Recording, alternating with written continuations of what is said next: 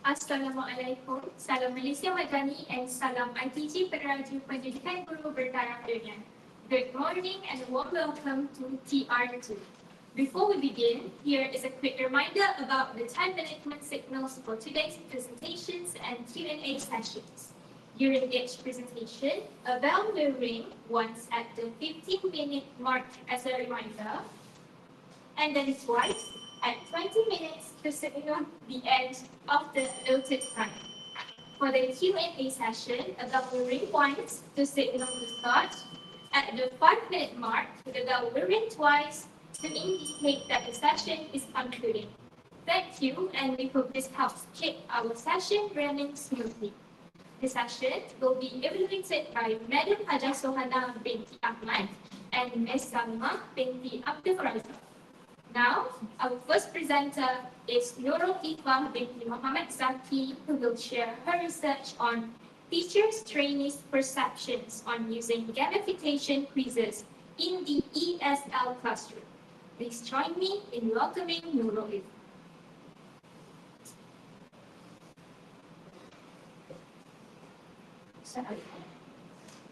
Assalamualaikum and a very good morning, especially to the respective panels, Madam Haja Sohana and also Ms. Salma, and also for my fellow friends. My name is Nurul Ifah binti Muhammad Zaki. I am from Tesl. My supervisor is Dr. Ambilan and I will be presenting to you my research titled Teaching Trainers' Perceptions on Using Gamification Quizzes in the ESL Classroom. First of all, the background of the study of my research is the increasingly integration of digital tools in the education, especially focused on ESL, English as Secondary Language classrooms, is able to enhance the students' engagement in achieving learning outcomes. And also, the gamification tools, digital tools in the education are able to make learning interactive and more motivating for the students.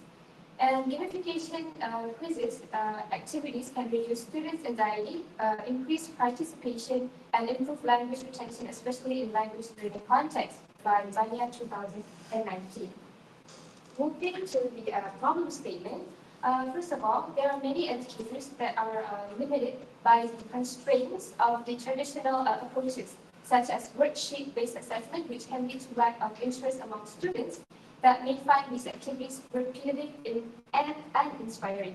So, the use of gamification quizzes like quizzes, Kahoot, and Wordwall, which is the three focused applications that I'm going to talk about, can make the assessment more fun and interesting to the students in the classroom.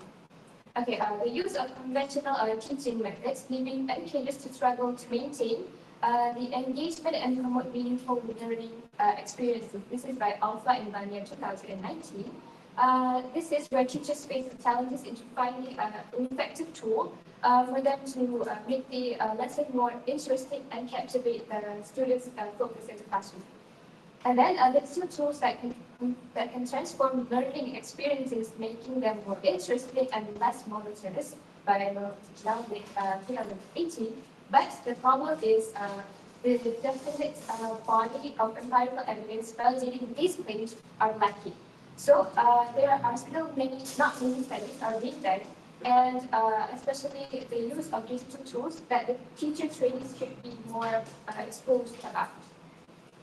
And then, this is my research objectives. The first one is to identify the perception of Tesl teacher trainees on using gamification quizzes in the ESL classroom. The first one. And the second one is to identify the most preferred gamification quizzes among teacher trainees in the ESL classroom.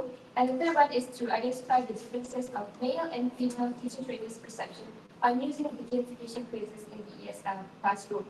Moving to the research questions is, what is the perception of Tesl teacher trainees on using gamification quizzes in the classroom?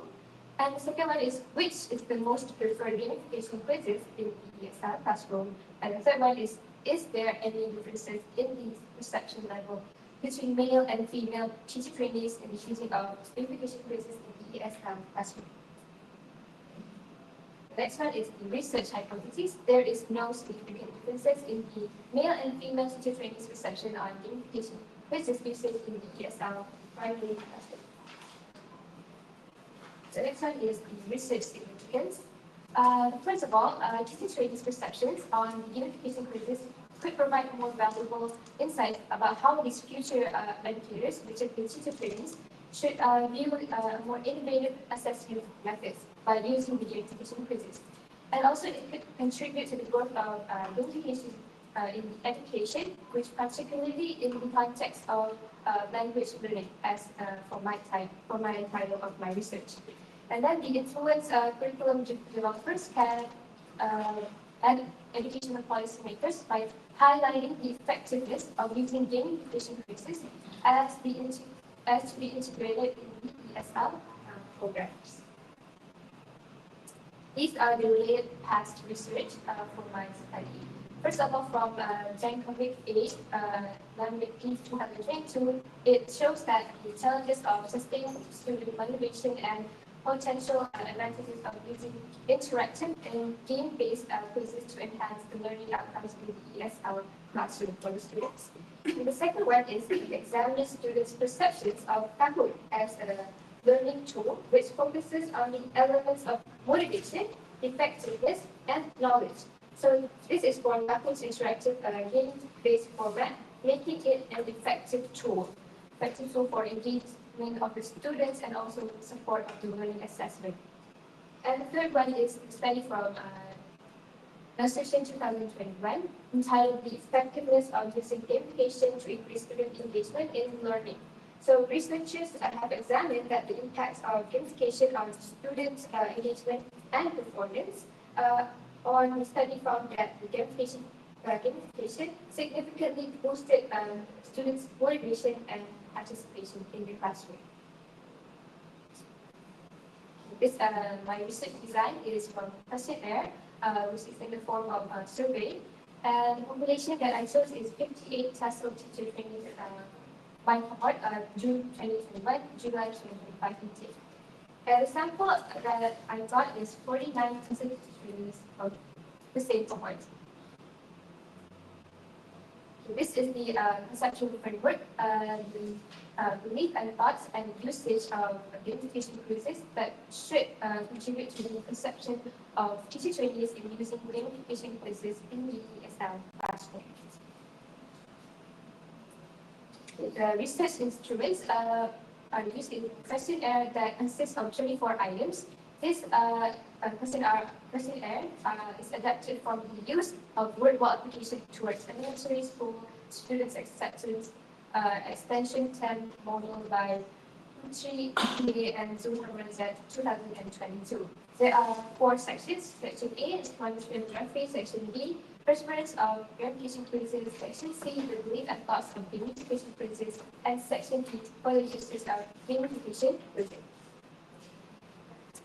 The data collection procedure is starting from the letter of position from IPCM, Ismail, and moving to the pilot study that I'm doing for 12 respondents for my pilot study, and data collection of 49 respondents, and the last one is data analysis using technical version 2.6.2. The data analysis procedure that I use is generally 2.6 version. I use scripted analysis for my RQ1 and RQ2, and inferential statistics with t-test, independent t-test for my RQ3. For my data findings for RQ1, which is what is the perception of Tesl teacher trainees on using gamification quizzes in the classroom? The 2 sections of Section C and Section D, the highest mean that I've got is 5.59, with the statement of gamification quizzes provide valuable formative assessment for learning ESL in the classroom. The mean score is 5.59, which shows that it has a large number of respondents that agrees that they view this gamification quizzes as a positive approach for students to use in the classroom.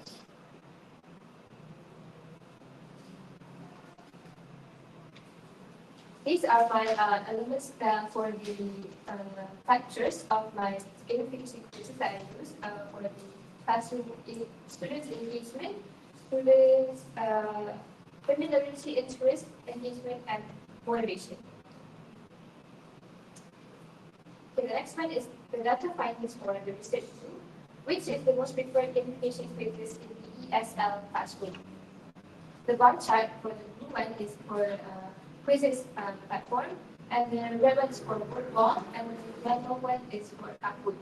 So it shows that quizzes has the most preferred, has been the most preferred gamification quizzes in the classroom, with the total frequency of 28.6% on the most preferred column.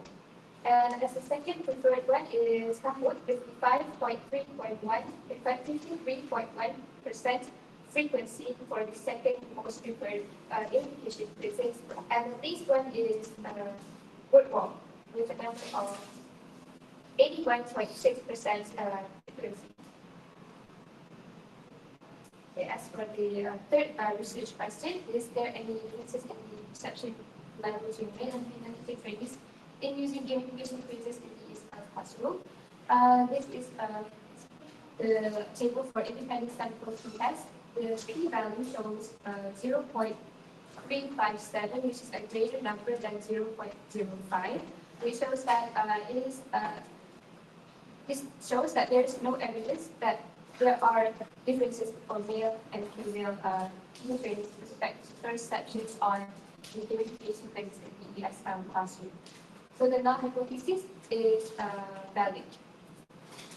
And also, this shows the grade for 5.35 for female perception score, total perception score, and 5.22 for male, which shows a small gap of number, which shows that there is no evidence that there are differences for male and female perceptions on the Tesl research trainees gamification quizzes in the ESL classroom. Okay, the discussion for RQ1, it shows that there are 5 elements from the factors from the section C and section D. Section C consists of the usage of gamification quizzes in the classroom, and section D consists of the thoughts and beliefs of gamification quizzes in the classroom. So it is divided into 5 main elements, which is the engagement of the students, how the students engage with the teacher using the digital tools, and also the students' improvement in their scores, teachers' performance in their job performance, and also the usefulness of digital tools. And the last one is the thought and beliefs of the gamification quizzes in the classroom. And then the second one is for RQ2, which is the most preferred gamification quizzes in the ESL classroom. It shows that quizzes has the most preferred gamification quizzes, and Kahoot as the second most preferred, and Wordwall as the least preferred, with the numbering of frequency from the data findings just now. And then the third one is research question 3. Is there any differences in the male and female teacher trainings of gamification quizzes in the ESL classroom, with the p-value of 0.3507 that suggests there's no significant differences between female and male perceptions on gamification quizzes. And the conclusion is for the research objective 1, teacher trainees' perception on gamification quizzes, it shows that they generally perceive that the gamification quizzes is positive and also an effective tool to be used as an assessment tool in the classroom of ESL classroom. And also for the research objective 2, preferred gamification platform, which is quizzes emerge as the most preferred platform among all of the teacher trainees, which is valued for its user-friendly interface and interactive elements that is put in that platform. And then the third one is research objective 3 for the gender-based differences in perception, which show no significant gender-based differences in the teacher trainees' perception of the gamification quizzes. And it also shows that the inclusive tool, this is the inclusive tool in diverse ESL classroom settings was brief. implications, the first one is for the teachers, Tesl teachers, they are able to find the most contributing, engaging quizzes for the teaching and learning process in the classroom. And they are also offered hands-on workshops for teacher trainings, but also practice in creating and using gamified quizzes for the ESL teaching scenarios in the classroom. And the last one is for the both male and female students seem to perceive gamified assessments, similarly suggesting that platforms like quizzes can be equally engaging and can be effective for the students to be more engaged in the classroom. As for the recommendations, the first one is by having an instrument that is more varied and specific so that I can focus more in the themes to aid the data collected and data analysis by following the themes that I should have for my recommendations. And the second one is promote platforms like quizzes, which are user-friendly and effective in maintaining students' interest, which I should more broaden show the effectiveness of using quizzes as it is the first most preferred verification quizzes for the teachers to use for assessing the students in the classroom. And then the last one is use a larger population and sample of respondents to collect more various and more specified data. That's all for me. Thank you, Ms. Ifa, for the insightful presentation. Before we move on, to invite our panelists to share any questions they may have. Okay, thank you. First of all, congratulations, Ifa, that you have completed your research.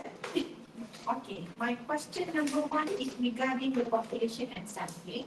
Please explain to us how do you identify your sample? Okay, my sample, I identify my sample. First of all, thank you, Ms. Hannah.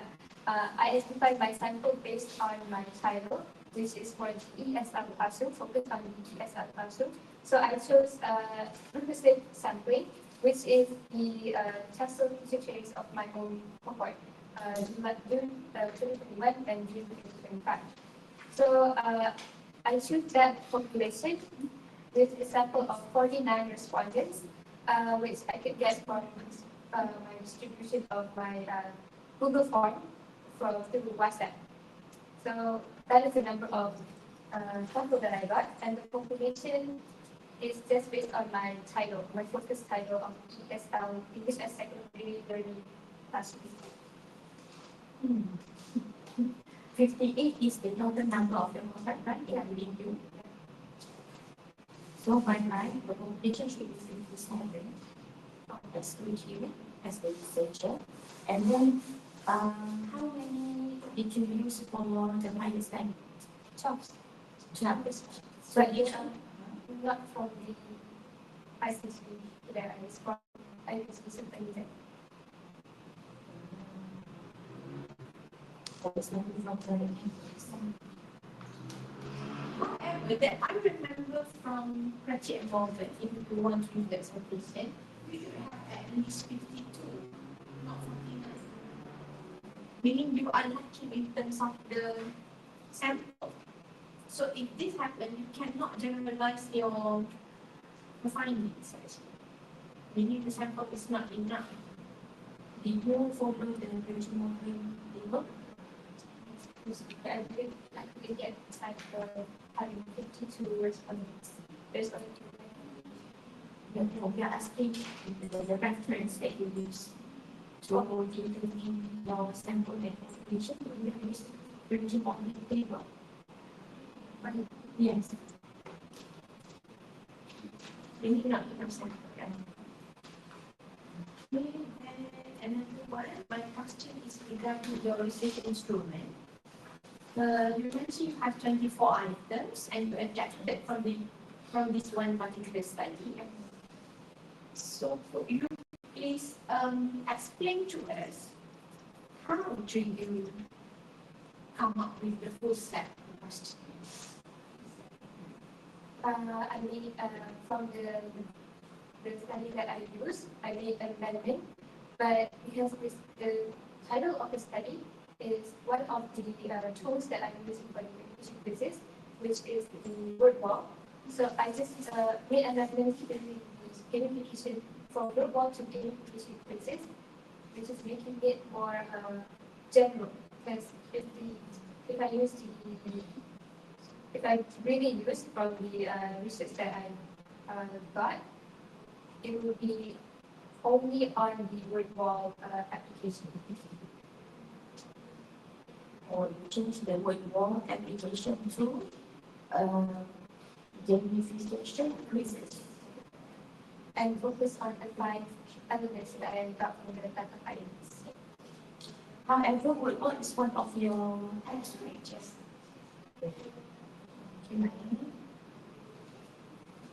That's why, related to your second question, research IQ2. Okay, I was wondering why do you need to have the three different items of questions to indicate the most preferred, the least, and the second one?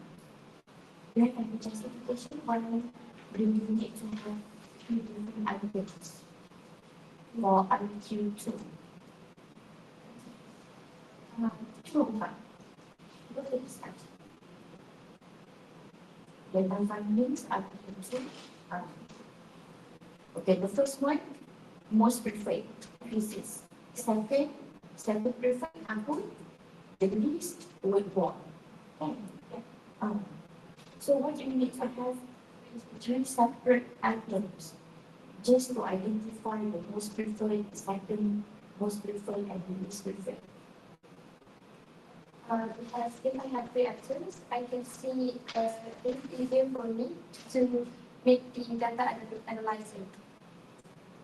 If I based from the table right here, I have to use three tables because from the geography data analyzing, I can put three of them in one table to show the most preferred and second preferred and least preferred. Because you know what, this is my perspective. Even from the first table, you already know that the most preferred one is physics, followed by carbon, and this one is word wall. Only by looking at the first table, you need to have the second and the third. Okay. Okay, for the significance of your studies, okay, do you know that since last year, we have this new policy, digital education policy, by the Ministry of Education? You realize that, yeah? Okay. So, basically for the third one, the second and the third one too, not significant anymore because it is that is or now we are going Thank you. Thank you to all panelists for the questions and feedback, and to the presenter for her thoughtful responses. Our next presenter is Nur Ain binti Muhammad Samzurina, who will present her research on perception of using Google Bot in perceived improvement of academic writing and referencing among PLS and Tesl teachers trainings. Please welcome Nur Ain.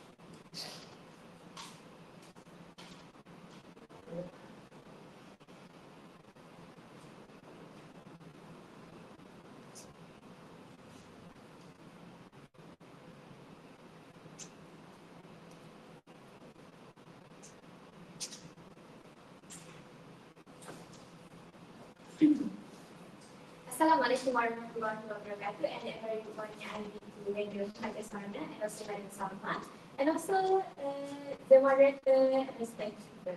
And thanks to the audience for waiting to hear my sharing of my research for today. My research is entitled Perception of Using Global Impressive Improvement of Academic Writing Preparation among PISMP Tesl teacher trainees.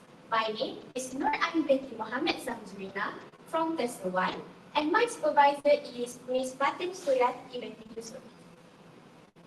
Moving on to the background of the study. As we all know, in the tertiary education setting, academic writing and paraphrasing elements coexist with each other. Therefore, it is important for us when writing academic paper or writing, we must paraphrase from others to cite it.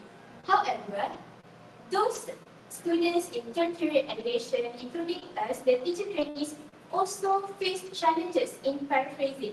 This was pointed out by Lin and Morrison in 2021, when these students lack of language skills. These include their lack of vocabulary knowledge, their lack of synonyms, and also sentence structure. And then Lin and Morrison also pointed that these students have problems in rephrasing ideas while keeping the original meaning. Therefore, these where the paraphrasing tools come in handy, as mentioned by Muhammad et al. In 2024, where paraphrasing tools can enhance paraphrasing in academic writing and also promoting critical thinking. Next, we move on to the statement of problem. As mentioned before, Tarikh et al. In 2023 emphasizes this problem for ESL students. This includes us as teacher trainees that will teach Tesl in primary school, where we struggle to develop paraphrasing skills.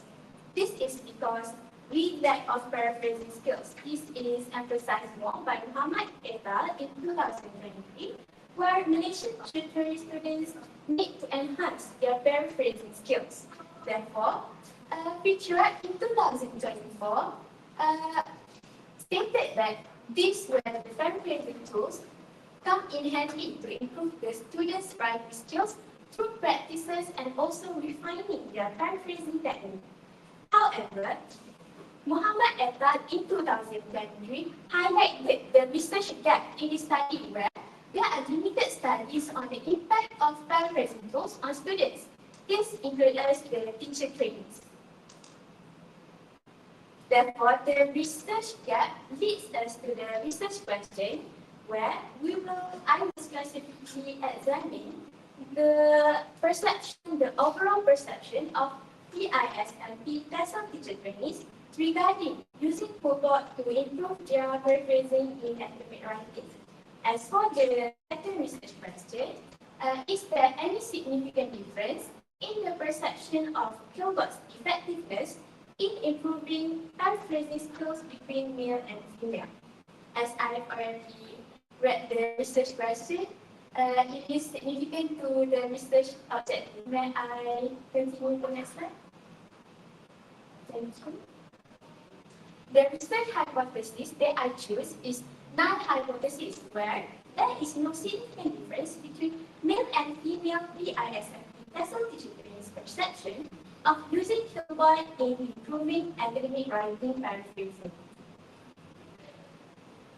Okay, in this research, I implemented two theories. The first theory is technology acceptance model by Davis, which has been further revised by Martin and Papagiannidis in 2023, and also cognitive theory by Lev Vygotsky that was revised again in 2024 by McYoung. Okay, a little insight about technology acceptance model. Perceived usefulness mainly refers to the degree which a user believes that using the digital tool can further help them or enhance their performance. In this case, their performance in academic writing paraphrasing, where the perceived ease of use, whether the tool is easy to understand or implement in their performance or to help them solve their work. And then these two factors will lead to their behavioral intention.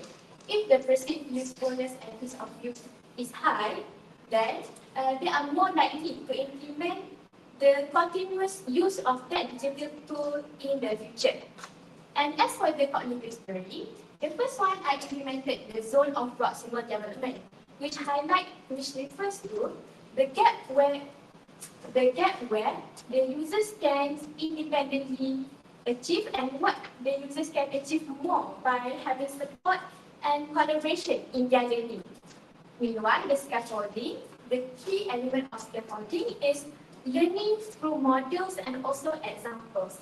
Here, meaning that Tempat can give them examples to help them in enhancing their paraphrasing skills. This includes giving suggestions of synonyms, certain structure, and also vocabs. Then that's why we move on to the significance of the research. The first one is educational impact. This can inform the curriculum developers and also future lecturers whether it is beneficial to integrate Qbot in their future teaching and learning session and improve their teaching resources and also pedagogy.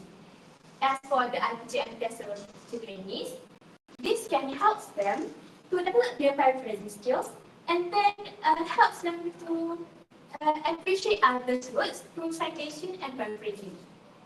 And then as for the technological integration, maybe there will be more research on how to develop technological tools that can help them in improving their paraphrasing or improvement.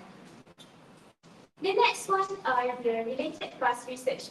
I divided them into three sections. The first one is about functionality. As mentioned by Putna et al. In 2024, it is supervised machine learning to paraphrase, where it provides examples and suggestions of synonyms, vocabs, and even revised sentence structure. As for the Qbot advantages, these advantages were highlighted by Tarikh in 2023 and Fitria in 2021, where Qbot is time efficient as it gives the user rapid paraphrasing and therefore saving them time correcting words. And then it is also easy to use, accessible and compatible with most applications, including Google Docs, Microsoft Word, and much more. However, Tarikh in 2023 describes one drawback, which was the users may develop dependency towards the tool. Therefore, I've come to the research design. I've implemented the quantitative survey, descriptive analysis, and inferential analysis. The population is 57 PISMP Tesl intake June 21, July 25, excluding me. And then, as for the sample, referring to the sample size table by Tesl and Morgan, I took 52 respondents. As for the instrument, the questionnaire includes 23 items, 5 legal skills, adapted from William 2023, Muhammad et al. And also Lestari. The questionnaire were distributed through WhatsApp and the respondents must answer them in Google Forms. There will be 4 sections. The first one, section A, demographic background. Section B, perceived ease of using Qbot. Section C, perceived usefulness of Qbot. Section D, perceived drawbacks, and section E, behavioral attention. This questionnaire actually based off the theory that I've explained before. The data collection procedure. First one, I'll obtain approval from experts for the experiments. The second one, obtain respondents' consent, carry out a pilot study, measuring items reliability, obtaining respondents' consent, collect data, and also lastly, analyze the data. As for the data analysis procedure, I use Gemovit. As for the RQ1, I use descriptive analysis and me. As for the RQ2, I use inferential analysis, which is independent to test, And the mean will be then interpreted by looking at the mean interpretation table. That is by Bentley and Bernstein, as cited in Rosita Pasai. Here are the demographic data. Here you can see that the analysis of frequency and percentage of respondents according to gender and units. And both respondents will total to 52 respondents. And then as for the data findings of R21, what are the overall perception of PISMP Tesl teacher trainees regarding using Killbot to improve their paraphrasing and academic writing? We can see the mean is high here, referring to the previous mean interpretation table. Therefore, teacher trainees have positive perception of using Killbot to enhance their academic writing paraphrasing. These findings align with Muhammad Ali et al., Vera et al., and also Purnetti and Vidyani, which all of them agrees that these students, ESL students, perceive using Killbot as a positive tool in enhancing their paraphrasing and also academic writing. And also next, the discussion of R1. We can see that the perceived ease of using Killbot is also high. This aligns with the TAM model, which is perceived ease of use, meaning that the teacher trainees are more likely to adopt this to enhance their paraphrasing skills in the future. Here, I like to highlight the scaffolding that Killbot gives, which is Killbot encourages them to acquire paraphrasing skills. As you can see, the means are high there, as they widen their knowledge of synonyms, allows them to use vocab more, and also allows them to enhance English grammar. Here, it provides support in helping the Tesl teacher trainees in learning how to paraphrase. By gradually decreasing the scaffolding, over time they can independently paraphrase without being too dependent on the Killbot. And then, lastly, I like to highlight this perceived drawback, which is section D on item number 17. Using a paraphrasing tool is an act of plagiarism that they did without realizing. Most of the Tesl teacher trainees do not agree with this. Meaning that this findings contradicts with Lestari, where she stated that relying too much on such tools can be seen as plagiarism. And then, as for the data findings and discussion of R22, the p-value is above, is more than 0.05, meaning that the null hypothesis is accepted. These findings also contradicts with Muhammad Ali et al. In 2023, where their null hypothesis is rejected. This is due to different demographic study, and Muhammad Ali et al. Also stated that female perceive Killbot to enhance their paraphrasing higher than the male. And then we've come to the conclusion. Here we can see that the ISMP Tesl trainees will Killbot positively to improve their paraphrasing, as it is easy to use and there are many features that can help them to enhance their paraphrasing skills. However, it is highlighted that these Tesl teacher trainees need to have more education on plagiarism awareness. As the article number 2, research objective 2, there are no significant difference between male and female teacher trainees, as both saw Killbot as equally effective in improving paraphrasing.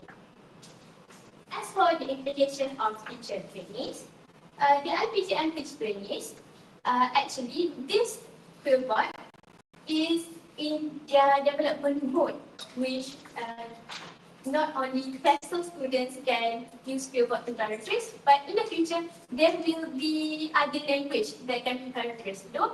So hopefully, this research can help them to continue their usage of Quillbot in the future to enhance their paraphrasing skills.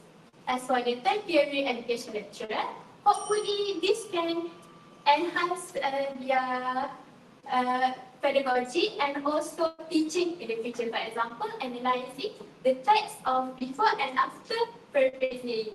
And then it also increases the education of integrity about plagiarism in among the lesson difference. Lastly, the IPGM and MOE. Hopefully, IPGM and MOE will collaborate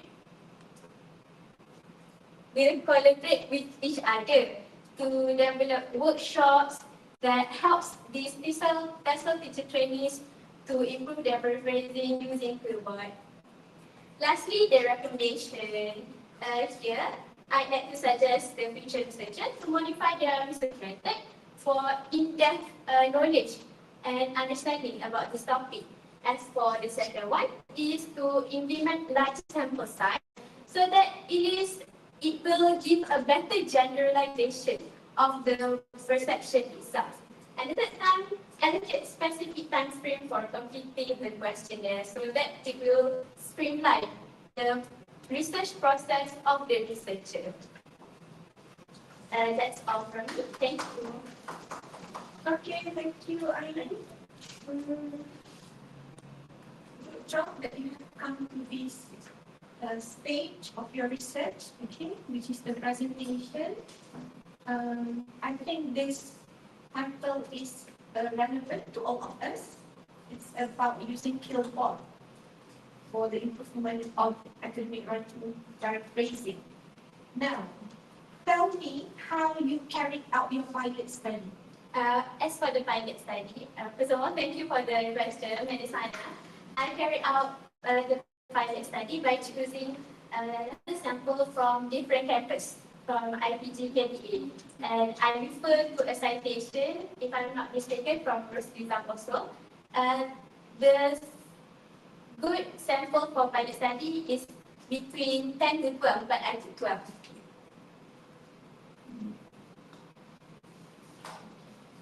Then another thing which I find interesting is that section D in your instrument, you have perceived drawbacks of Quillbot. Yes. So you please elaborate a bit on that. Perceived drawbacks of Quillbot. As we all know, when we use technology, we tend to rely on that. So I want to see whether it will influence the reliance of teacher trainees regarding the use of Quillbot. So from the data, from the here we can see that in the section D also, they don't really rely on this Quillbot to lead them to plagiarizing, meaning that they use it very efficiently, not just simply copy and paste it in their academic writing. How many items do you have on section? Section D4. I didn't You don't have it here. Yeah. I don't know, as a lecturer, I always have this kind of doubt about students using paraphrasing tools. Yes, as a lecturer, academician, we must encourage the use of technology, which is the latest technology. However, we always have this worry that our students are degrading in terms of their intellectual and also their capability to manipulate the language, needing to do it here, not to do it on the device. Yeah, I think we need more research on this about the drawback. May I say something? Yeah, sure. I prefer Quillbot rather than ChatGPT because Quillbot, it compares the before and after. If you click on the after, you can see which synonyms has been modified and what sentence can be modified. I think as for me, myself, it really helps me to develop new vocab and understand concepts. Yes. Using Quillbot rather than ChatGPT. That is very info for me. Do you have a question, Lisa? Yeah. May I know what makes you choose this topic for your research? First of all, What inspired you? honestly, I didn't plan on doing this because I did about burnout. But then Dr. Jen said my research topic is too heavy. So I think, and then I come up with Tempat because it is what most Tesl teacher trainees, as far as I know, especially my batch, they really use it since their BP, since their BP year. So, and plus, as I researched, there are lack of studies about keyboard in Malaysia. There are more on international levels, such as Indonesia, Arabs. Yeah. Thank you. Thank you. Thank you, Ms. Aman. Thank you, Ms. Ayn, for the excellent presentation and the panelists for the constructive feedbacks. Our next presenter is Shasha Hadiram binti Zainuddin, who will present her research on perceptions of SP Penaric peoples towards the use of TikTok content in improving simple present tense. Please welcome Shasha.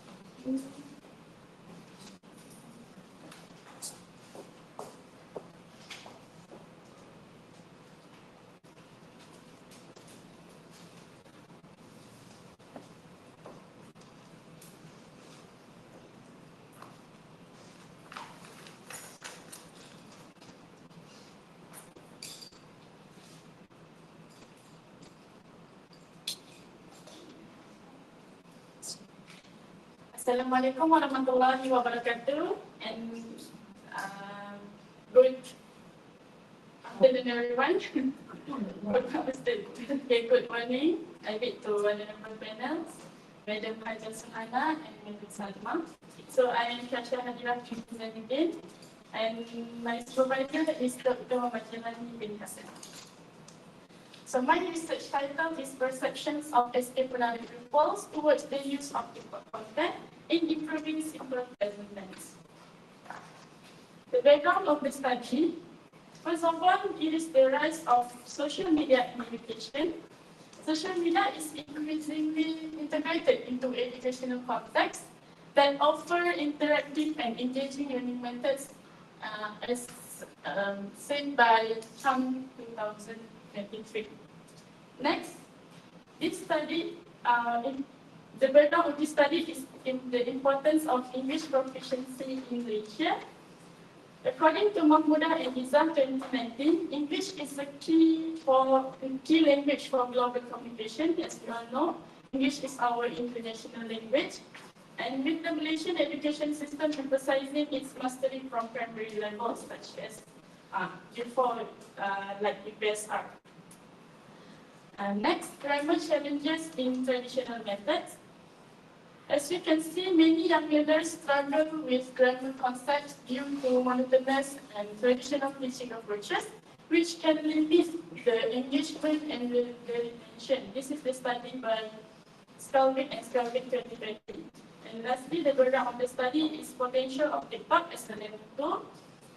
As we all know now, TikTok, known for its short and captivating content, has emerged as a potential tool to support grammar learning, as said by Augustine and IU 2021. The statement of the problem is the first one, the need for innovative teaching tools. So this study will explore the effectiveness of TikTok in improving grammar understanding and retention, like in the study of Al-Sagaf et al. 2021. Next, lack of engagement. As we can see by Mahmudah and Izzat 2019, traditional grammar methods fail to engage pupils, making learning dull and challenging. The last one, the limited studies on TikTok for grammar learning, especially the simple present tense, by Al-Namimi et al. 2018. So the purpose of the study is to examine whether TikTok helps pupils escape penaric, learn and understand the simple present tense, and to identify perceptions and potential improvements in engagement and grammar proficiency. So this is my research objectives and research questions. The first research objective is to investigate the effectiveness of using TikTok content in the learning of simple present tense. Next, to examine whether TikTok content can contribute to the successful development of the pupils' interest towards learning simple present tense. To determine the perceptions of disciplinary pupils towards the use of TikTok content. And lastly, to identify the significant differences in perception between male and female pupils in using TikTok content in improving simple present tense. So the research question, the first one is, to what extent can using TikTok content be considered as an effective means of learning simple present tense? Next, does teaching using TikTok content can contribute to the successful development of the pupils' interest towards learning simple present tense? And what are the perceptions of disciplinary pupils towards the use of TikTok content in improving simple present tense? And are there any significant differences in perception between male and female pupils in disciplinary in using TikTok content in improving simple present tense?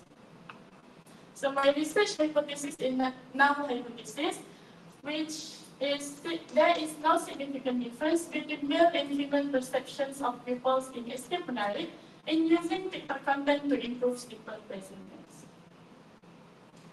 The significance of the research for disciplinary pupils, this research may help pupils to overcome their barriers to make grammar practice feel less intimidating.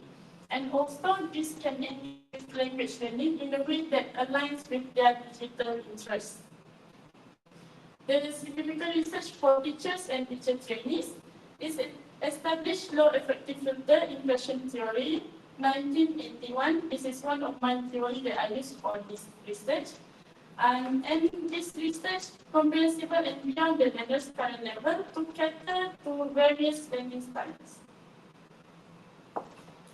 The related past researches, the first one is the phenomenon of students' responses toward the use of TikTok videos in learning simple present tense.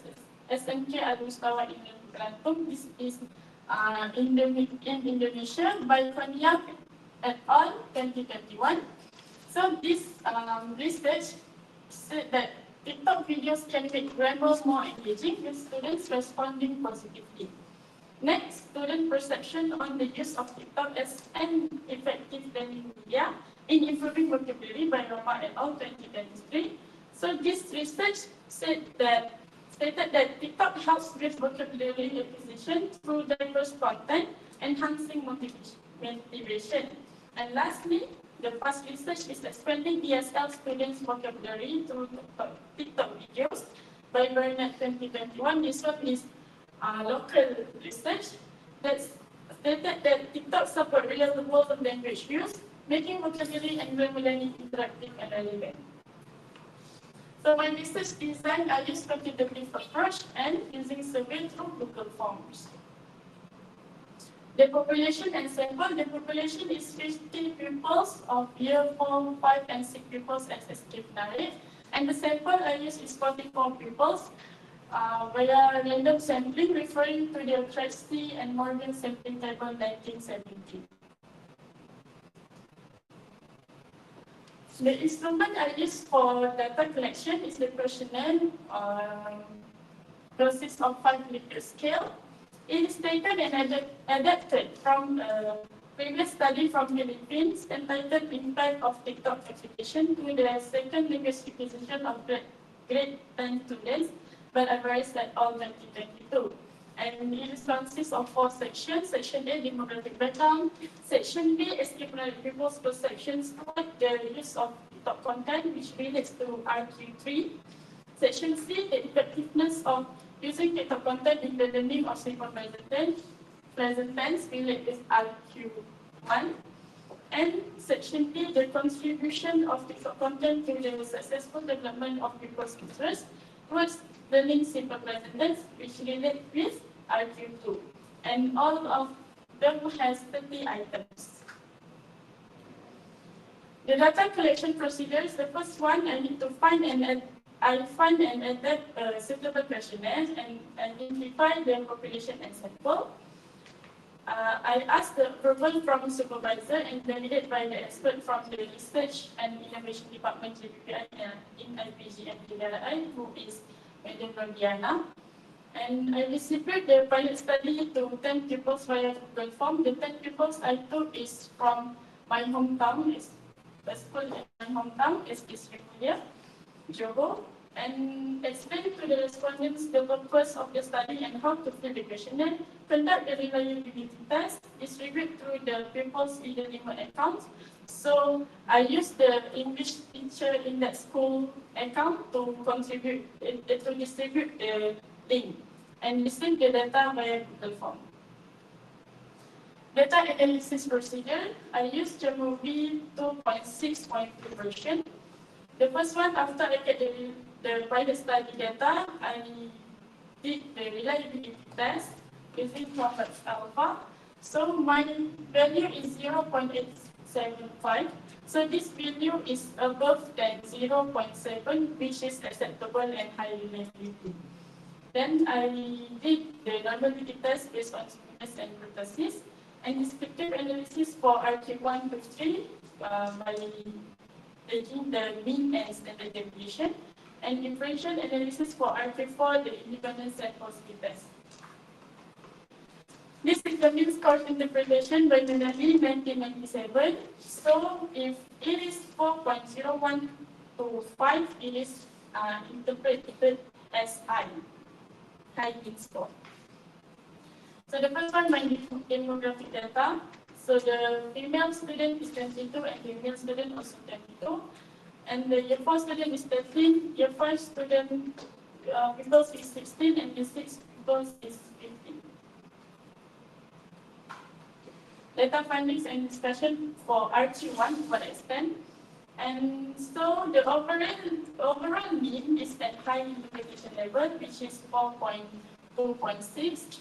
And the item 1 and 9 have the highest mean, which is I enjoy watching videos on TikTok, and TikTok is easy to understand. And the item 4 has the lowest mean, which is TikTok helps me to remember what I learned in school. As for the RQ2, the overall mean is at high interpretation level, 4.35. So the item 6 has the highest mean, which I prefer using TikTok to learn the simple present tense. And item 2 and 10 have the lowest mean, which it is easier to remember simple present tense rules after watching TikTok, and I use simple present tense more in daily conversation after watching TikTok. For the RQ3, the overall mean is at high interpretation level 2. So it is 4.28, and item 5 has the highest mean, stated that learning English is more enjoyable with TikTok videos, and item 6 has the lowest mean, which said that TikTok makes me curious about how the simple present tense works. As for the RQ4, my independent sample test, so the p-value is above 0.05, means not significant, so the null hypothesis is accepted. The conclusion, RQ1 shows that TikTok content has the potential as an effective tool for learning the simple present tense. RQ2, pupils report increased interest and engagement in learning grammar. when using TikTok, suggesting it enhances the motivation of the pupils.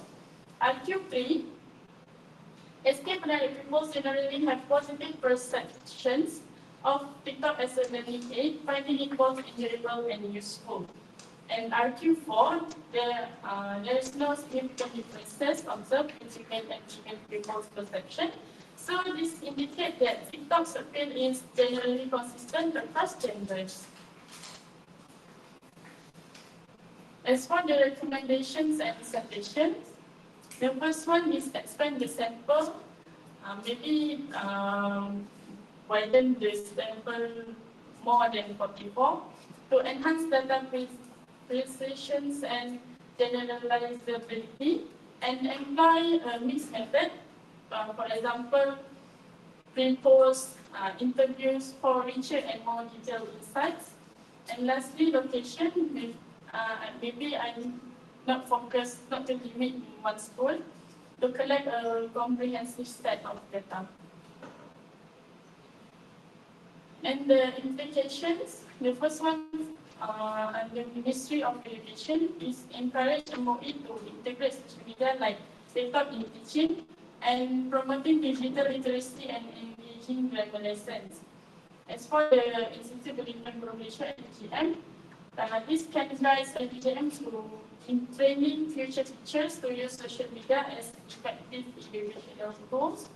And for teachers and teacher trainees, this can empower teachers and teacher trainees to use TikTok to create engaging and relatable grammar lessons that connect with digital and with people. I think that's all from me.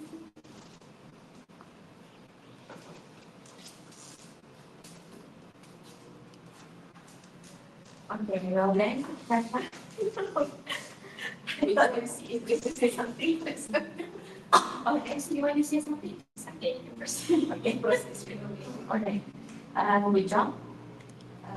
Congrats, Shanta and Zira, for your presentation. Actually, I was wondering, first, why did you choose escape with other people's? Okay. Second, why do you focus on simple present tense, the primary focus? So, we make some presentation.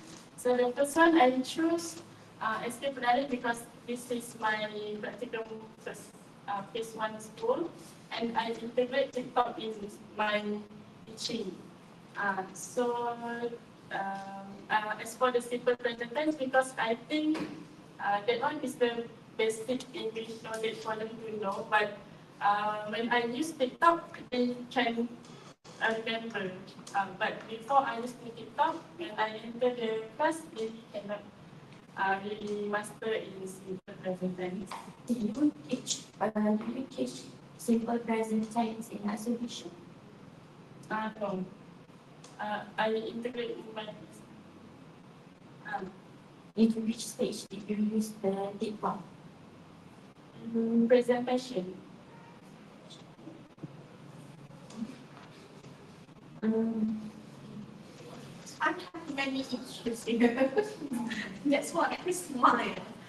I'm sorry, such that, but I have many things to say. First, the topic, perceptions of escapatory people towards the use of TikTok content in improving simple present tense. Can we improve simple present tense? We cannot, right? We cannot improve simple present tense, but we can improve students' understanding on simple present tense. So you need to do something about your knowledge. It's not accurate, right? Okay. Second, I look at the statement of problem. It has nothing to do with TikTok there. So when I look at the statement of problem, I was looking at something like, where is TikTok there? Okay, it's not there. Then I look at simple present tense because it's something that you want to study on. Okay, you have one simple present tense there. Okay, limited studies for grammar learning, especially in simple present tense. That one, traditional grammar methods fail to engage. So this time around, you want to focus on the use of TikTok, which is social media. What about that one? Need for innovative things to do as well as effectiveness in improving grammar. Okay, so now you are looking at simple present tense as grammar, right? Okay, next. I have problem with the research objective and research question. When we say to investigate the effectiveness, which is the research objective then, to investigate the effectiveness, it is quite dangerous to use the word effectiveness when you do not decide to use experimental design or quasi-experimental design, because those are the design that we usually use when we want to measure the effectiveness.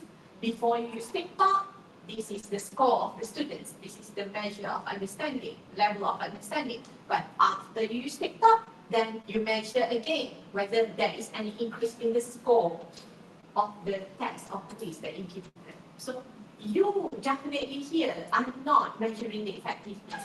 That is what I can say. Like sometimes you did not measure the effectiveness. You only measure the perception, whether they perceive it positively or negatively, right? So number one, incorrect. What else when we put in the research question there? To what extent can using TikTok content be considered? So usually when we ask to what extent, it is very qualitative for me. It is something that you ask or you find out through interviewing, through observation. Those are all the instruments or the method techniques that we use to do qualitative research, not quantitative research. You really need to do something about number one there. Number two, it's the method of grammatical error. To examine is correct, for quantitative to determine is correct, to identify is correct. Those are all correct verbs for quantitative. But when you change to research question, does teaching, when you have does there, can you have can again there? That is wrong grammatically. Does teaching using TikTok content can contribute? That's not the can. It's not the can. So it's your grammar. Number three, okay. Number three is the real thing that you want to ask actually, right, Sasha? You want to find out what are the perception of escape and narrate pupils use the use of TikTok content in improving simple present tense. So that is it. Okay, that is correct. Number four, identify the differences, not the significant differences, the differences in perception. But then I was thinking alone, why do we want to find this out? Because tomorrow several presentation already, it's not really significant when we compare male or female. That's how I think. Next, we move to not important. It's not important. Why we want to start? Is there any problem that we want to see any difference between male or female? What else when we have like 7 males, suddenly 24 females? Not equal in number, but then we want to compare. Okay, next. Next, you use quantitative survey. Next, okay, this is another thing. Population and sample. You have 50 pupils, year 4, 5, and 6 at escape and narrate. You use English, your questionnaire is English language. Now, I wonder, how they answer the questionnaire? Do they understand the answers in English? Okay. If they didn't understand some words, they will ask to explain. But it is LGG format. Yes. So, how did you make English get the form? I went to this school for 3 days. First day is for 4, 5, and 6. And then I observed when they answer the How did they answer it? using the Chromebook. Using the Chromebook, so they answer that in the computer lab together. You are there. yes. One personal Chromebook. One person, one Chromebook. And using their own JBI account. So wait, for example, Amin here does not understand item number 20, item number 8, item number 15. So you keep on going to Amin to explain. When they ask something, I go to them. It shouldn't be that way. It shouldn't be that way. If we know that our students, your 4, 5, 6, do not understand items like we understand, because we are teachers, right? We understand. Do you have any sample items here? Can you show us? I understand. Okay. For example, what if they don't understand the word attention, or what if they don't understand the word confident or motivated? So they cannot answer, right? So they would be asking you. So unless you are telling me you use questionnaire in Masa lain, then I have no doubt they can answer that. I think they can answer as long as they can read. We have issues with students who still cannot read at year 4, right? Yeah.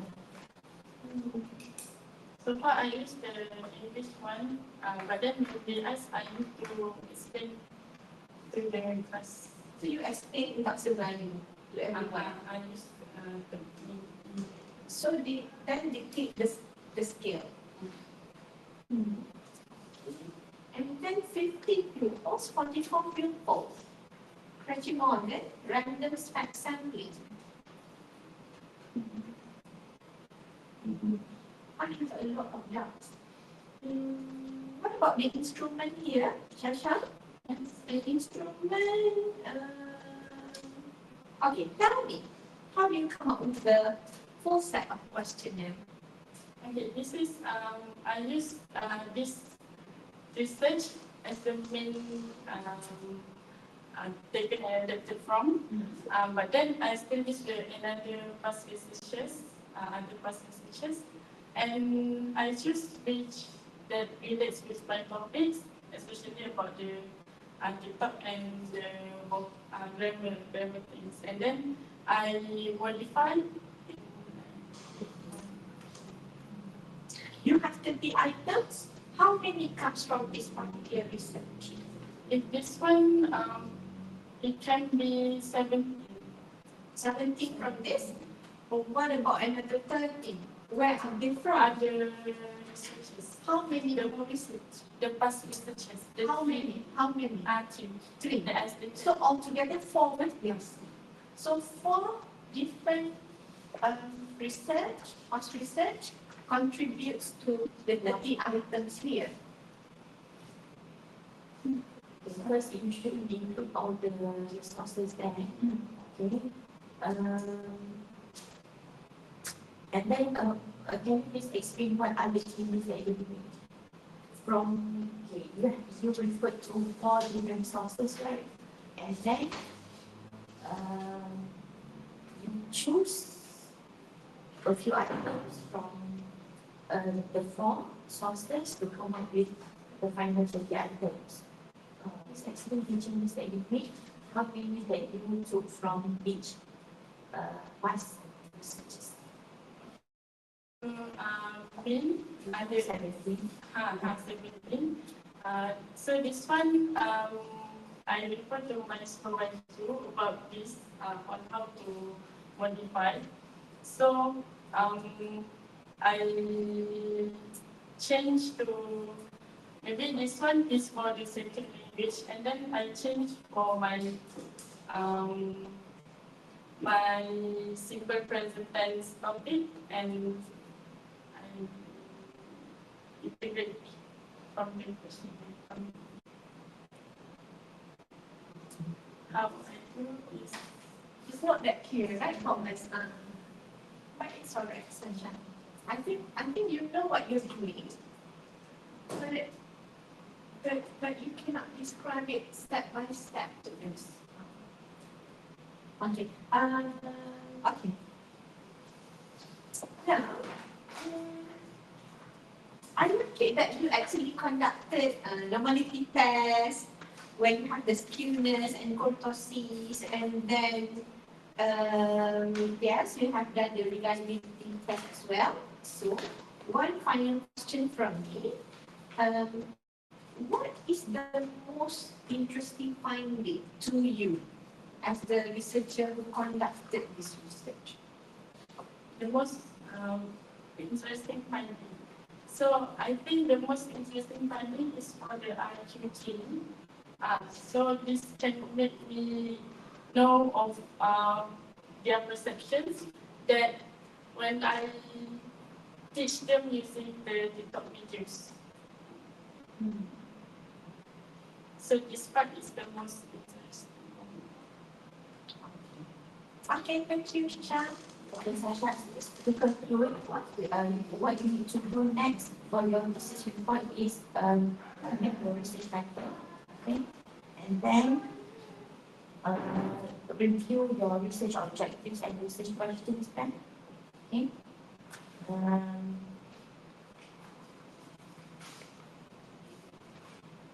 And I think for the instrument used for data collection, you need to include all the sources that and the reference that you use, okay, in your report, and clearly explain why the changes that you make. Okay, then that we should have, of course. That's all. Okay. Thank you. Thank you. Thank you to our respectful panelists for the feedbacks and questions, and Shasha for the presentation. Lastly, in DR2, we have Siti Aisham in the Abdullah Saidi to present her research on the impact of communicative language teaching, CLP on pupils, speaking ability perspective of post-practicum training teachers. Please give a warm round of applause for Siti Aisham.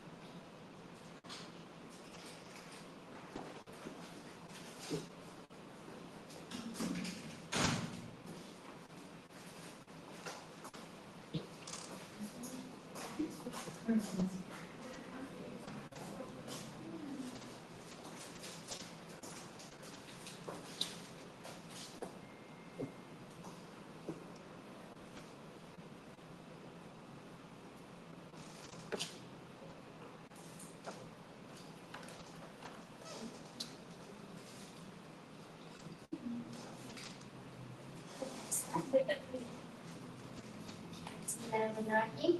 Assalamualaikum warahmatullahi wabarakatuh, and a very good afternoon to the honorable panel and all my friends here. Today I will be presenting my research findings entitled The Impact of Communicative Language Teaching (CLT) Approach on Pupils' Speaking Ability, a study of perspective of post-practicum training teachers. Okay. So my name is Siti Aisyah binti Abdul Saidi, and I am the supervisor of Madam Nurhayati and Muhammad Yusuf.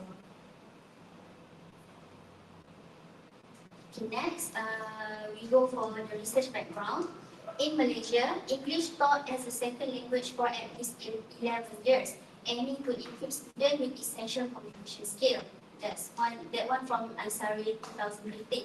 However, many students face challenges due to Malay being their first language, with vocabulary and confidence issues often hindering fluency, according to Wilson et al. 2019. So here we can notice that language barrier happen in primary school. And then a successful teaching and learning process is largely dependent on the teacher. This demonstrates how important a part teachers play in classroom activity. According to Welker and Meret 2017, teachers must be proficient in the fundamental teaching techniques in order to guarantee a successful class.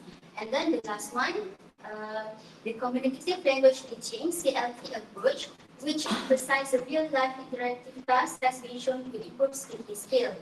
And then CLT not only puts confidence and foster personal growth, but also encourage lifelong learning. So these are the three facts that interested me to do the research about CLT approach. Okay, next is the problem statement. The problem statement number 1 is English Language Roadmap 2015 to 2025, which is part of the Malaysian Education Plan, demonstrate that the Malaysian government is working fast to incorporate the framework into the current education system. Like we all know, the CEFR implementation. However, according to Abu Bakar et al. 2021, in reality, students are still unable to speak the language fluently.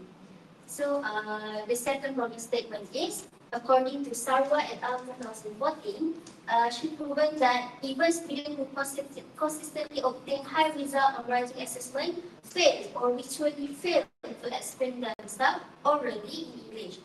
When the teacher asks students to speak in English, those with limited vocabulary frequently lose interest in the lesson and lacks of confidence, meaning that they lack of response in the English lesson.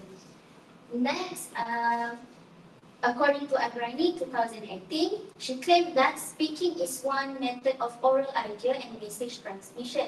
We must use the language in genuine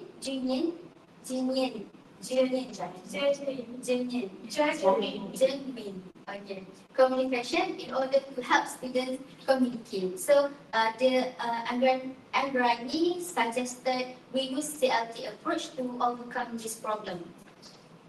And then we move on to the research objective and research question. I have two research objectives and research question. The first objective is to identify the lesser training teachers' perception of the use of the CLT approach in improving pupils' speaking ability. And my second objective, is there any difference in training teachers' perception of the effectiveness of the CLT approach in urban and school? Actually, I missed it. This is the question. Okay. For the research question, number 1, what are the perception of Tesl training teachers of the use of the CLT approach in improving speaking ability? And my second question is, are there any differences in training teachers' perception of the effectiveness of the CLT approach between urban and rural schools? So my null hypothesis is, there is no significant difference in training teachers' perception of the effectiveness of the CLT approach between urban and rural schools. So next, the research significance. Firstly is to the Tesl training teachers in IPC Pelajar. Training teachers can come up with suitable materials and teaching style to help and encourage their pupils speaking ability during their practical. And the second one is in the school administrator.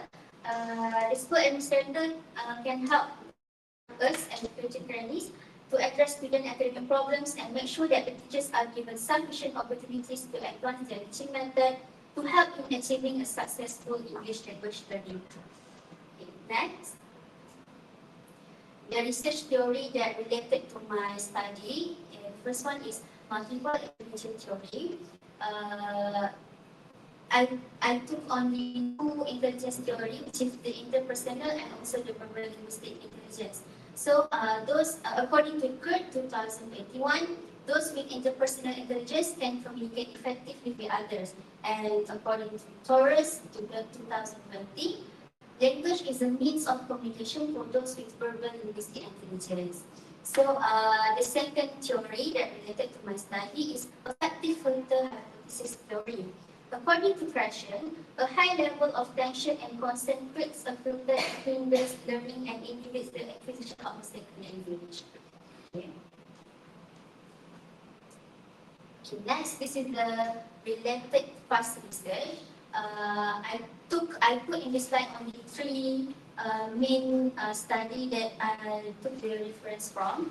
The first one is by Hardwick and Friends, 2022. The title is Communicative Language Teaching to Enhance Speaking Skill in A1 Level. So the findings from this research, they conclude that CLT was effective in enhancing speaking skill practically and engagingly. Next research is by Noah and Friends in 2020. The title is The Effectiveness of Using Communicative Language Teaching (CLT) in Developing Speaking Skill from Teachers' Perception.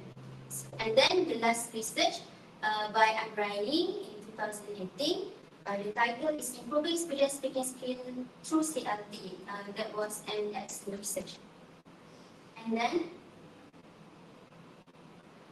okay, so for the research design, I choose quantitative and survey design, and I distribute the online questionnaire. According to Converse 2022, survey research is suitable to find out about characteristic, preference, opinion, or belief of a group of people. So that's why I choose survey design for my research, because the purpose of my research is I want to know about their opinions when using CLT in improving pupil speaking ability. Next, the research sampling. The population is my own page, July 2021, 2025 intake, Tesl training teachers. We are senior training teachers, so we went through practical, we went through PBS. So our batch or my population have the experience of teaching the English. So that's why I choose my batch. So for the population, we have 57 training teachers. And for the sample, 48 training teachers. Why I put the 48 respondents from my sample is because in the criteria and moderate table, there is no 57 for population. So there's only 55 and 60. So I took the nearest one, which is 55. So for the population 55, the sample is 48. Okay, and I use random sampling method. Alright, for the pilot study, I conducted the public study with 12 Tesl training teachers from other IPC campus, from IPC campus Antarabangsa. Why I put 12? Because it is according to Isaac and Michael 1995. And then I did the Cambridge Alpha for the pilot study result, and I got 0.885. And according to table 2018, stated that 0.70 is sufficient enough to measure reliability or to show consistency regarding an instrument. So after that, I proceed with the distribution to my population, to my sample. Okay, this is the article where I took the questionnaire, and I adapted the questionnaire. First article is in 2021, EFL student perception and attitude towards using communicative activities in CLT classroom. And then I took from the article the effectiveness of using communicative language teaching approach in developing student speaking skills from teachers' perception in 2020. And the third one from 2015 research paper, entitled Creating a Communicative Language Teaching Environment for Improving Students' Communicative Competence at EFL EAP University level. And the last one, I took it from the research in 2012, Communicative Language Teaching in the EFL Complex Teacher Attitude and Perception in Bangladesh. As you can see here, every year, like 2012, 2015, 22, 21, there's always researcher who conducted this topic. So I think my topic is relevant enough. Okay. So next, the instrument. I have 35 items and 4 sections. The first section is section A, training teachers demographic background. Section B, training teachers experience in using CLT. Section C, training teachers knowledge about CLT approach. And section D, the influence of the CLT approach in improving group speaking ability. So in my questionnaire, I use 5-point Likert scale like strongly disagree, neutral, agree, and strongly agree. Why I choose 5-point Likert scale? It is because according to Tarikh and Tempat 2022, 5-point Likert items have excellent reliability and aid a respondent's answering process by providing clearer perspective to evaluate the questionnaire statement. Okay, next to add point to get an accurate research finding. According to Hare et al. 2010, it is commonly accepted that construct can be effectively portrayed by including 3 or more variables for each construct in quantitative study. So, as you can see here, I've put 3 constructs. Okay. And then, proceed with the data collection procedure. First step is I find and I look and I choose the instrument to be used. And then, after I consult with my supervisor, I go to the JBI to get the validation of my questionnaire. And after that, I conducted the pilot study. And after I got the Converge Alpha result, I proceed with the reliability test using Jamovi to check the Converge Alpha. And then, the last step is the instrument distribution to my sample. The 48% content. Next is the data analysis procedure. We have come to the most crucial part of the research finding. Firstly, in data analysis, I use Jamovi 2.62. And then I use descriptive analysis. I look at the mean score and the standard deviation. And to find the difference between 2 groups, I use differential analysis and test. Okay, for the descriptive analysis, I use it to analyze research question number 1. What are the perception of the training teachers of the use of the CLT approach in improving group speaking ability? And to answer research question number 2, to look at if there are any difference between urban and rural school, I use p-test. And then the data findings.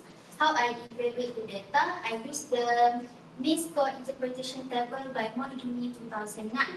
Okay. This is where I refer when I analyze the data. So first, we go to the data analysis for research question 1. Okay, first, for each section, I look at the highest mean score and the lowest mean score. So from there, I make the conclusion. So for example, for section B, experience in implement CLT, item number 6, the mean score is 4.36, very high. And the lowest one is item A. I use the communicative activities that are challenging for my purpose. The mean score is 3.9, so it is high. So it shows that the training teachers are careful in selecting material that match student interest, which can lead to more effective communication. But they also be cautious about incorporating too many challenging tasks according to these two items. Okay, next. For section C, knowledge about CLT, the same thing, I took the highest mean score. For item CLT focuses on fluency over accuracy. That one got very high, and for the lowest mean score, for the item CLT involves no grammar in teaching. So I got medium. So we have come to the conclusion that these scores reveal that teacher friendly recognize that CLT prioritizes communicating competence over grammatical perfection. So we back to the main purpose of CLT. We as a teacher, we have to provide a lot of opportunities for the pupils to speak or to communicate in class. Next for section D, the influence of CLT. For the activities, CLT increases the pupil speaking skill level very high, and the lowest one, I think CLT is challenging because it makes the pupil less motivation. So this result reveals that the training teacher believe CLT directly contributes to improving student ability to speak English, and at the same time, they acknowledge some difficulties in implementing CLT. So that's the influence. Okay, so next, to answer the research question number 2, to find the difference between urban and rural school, I got the signal total 0.164 and 0.188. So according to Greenland et al. 2016, if the value is larger than 0.005, it means the finding disclosed